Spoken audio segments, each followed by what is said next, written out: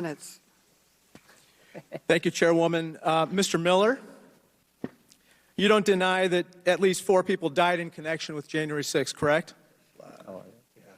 I don't know how to answer that. You don't. Yes or no? Yes. It's not that easy. It's just not that easy to And sir, respond to that. 140 What police for? officers. 140 police officers were injured, right?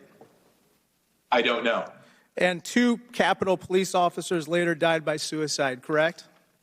I don't know. Hundreds That's of what I read in the rioters paper. breached the Capitol, right? I'm sorry? Hundreds of rioters breached the Capitol on January 6th, correct? Yes.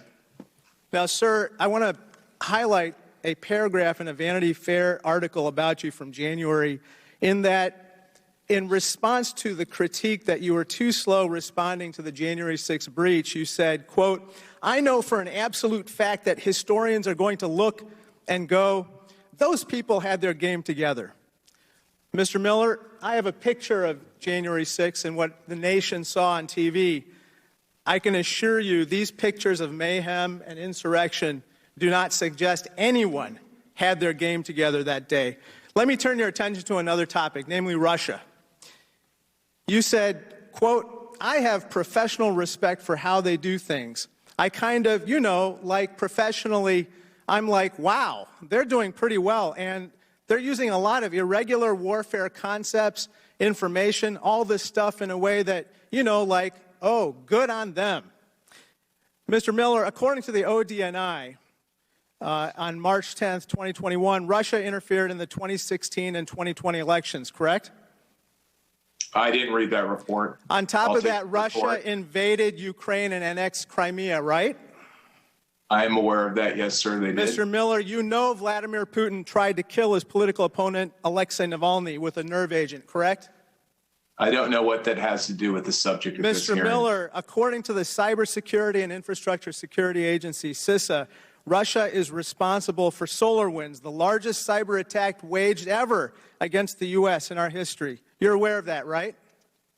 I thought I was here to discuss the unexplained delays and unanswered questions of the event of 6 January. Sir, you said good on them with regard to Russia. Meanwhile, regarding the Department of Defense, which you headed, you told Vanity Fair, quote, "This effing place is rotten." I think your comments, Mr. Miller, about Russia and the DOD are bizarre and rotten, and I think they illustrate, unfortunately, the problems of the response on January 6th. So now let me turn to January 6th. On January 3rd, you informed the President that Mayor Bowser requested National Guard support. And according to page 11 of your written statement, the President said to give the mayor the support she requested, correct? Yes. On January 6th, according to your statement, you became aware sometime on or before 1:30 p.m. that day that the rioters breached the perimeter of the Capitol, right? Yes. According to a DOD-created timeline, at 1:34 p.m., Mayor Bowser called Army Secretary McCarthy to request, quote-unquote, additional forces to respond to the Capitol. According to page 8 of your statement, at 3:04 p.m., so 1.5 hours later, you authorized mobilizing the D.C. National Guard and providing these additional forces. That constituted a gap of 1.5 hours. During that 1.5-hour gap, why did you and the Secretary disobey the President's order to give the mayor the support she requested? She already had the support she requested. What's your question, sir? Sir, she requested additional support. You see this mayhem and pictures of insurrection on January 6th? She requested additional support from you.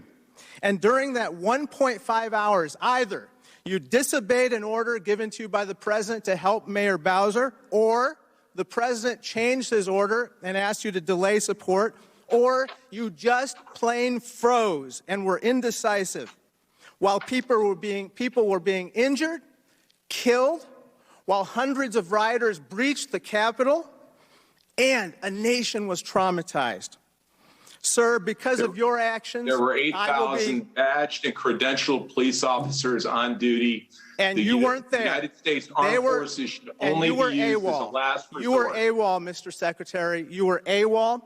Remember, That's completely as you said inaccurate. before, That's completely inaccurate. as you said before, you have responsibility for everything. Something goes wrong, quote unquote, I own it completely, 110%. Sir, you partially own this mayhem. And that's why I'm going to ask for a DOD investigation into your actions. Thank you. I already requested that before I left the Department of Defense. I look forward to the report. Thank you, sir. Gentleman's time expires.